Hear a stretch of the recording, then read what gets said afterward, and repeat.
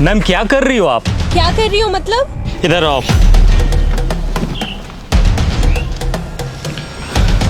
क्या है ये? अपने तिरंगे का अपमान। मैंने नहीं रखा इसे। हिंदुस्तानी फौजी की आंखें बाज से भी ज्यादा तेज होती है।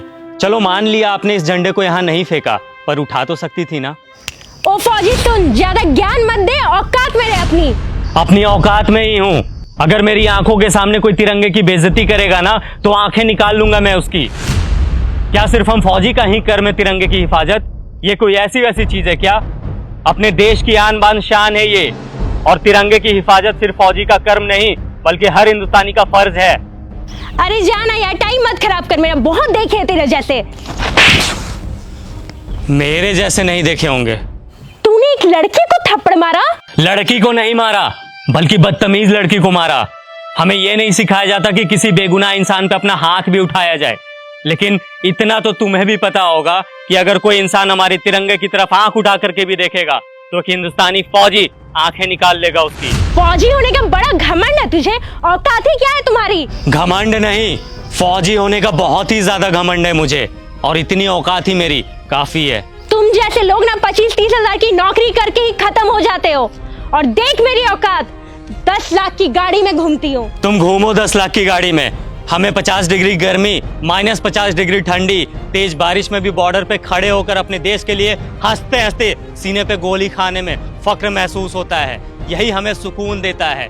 तुम क्या जानो असली देशभक्त होता क्या है? सुन, अब बहुत हो रहा है तेरा। तूने तो मुझे एक थप्पड़ मारा ना, मैंने तुझे 10 ना मरवाया ना, तो मेरा भी नाम हनी नहीं। मेरी दीदी यहाँ की डीएम है। रुक, अभी बुलवाती उसे। तू बस यहाँ से भागना मत। बिना डरे सीने पे गोली खाने वाले को थप्पड़ से डरा रही हो? फौजी हूँ, 1 इंच भी अपनी जगह से पीछे नहीं हटूंगा। जिसे बुलाना है बुला ले। मैं भी तो जरा देखूं उसे अपना देश प्रेम पहले दिखता है या फिर ये बहन। रुक, अभी समझ आ जाएगा।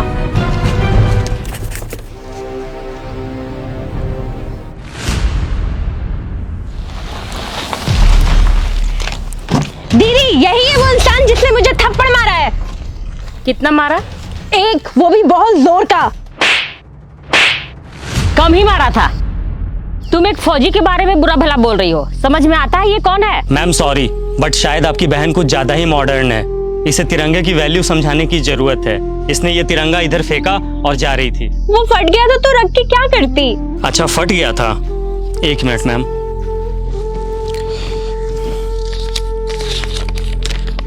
ये कितने का नोट है? 100 का। अब कितने का है? 100 का। अरे क्यों, फटने से इसकी वैल्यू खत्म नहीं हुई? मैं भी फेंक देता हूं इसे।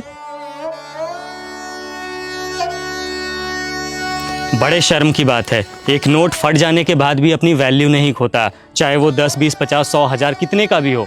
लेकिन हमारा तिरंगा जो अनमोल है वो फट जाने के बाद अपनी वैल्यू खो देता है। लोग इसे फेंक देते हैं। वाह।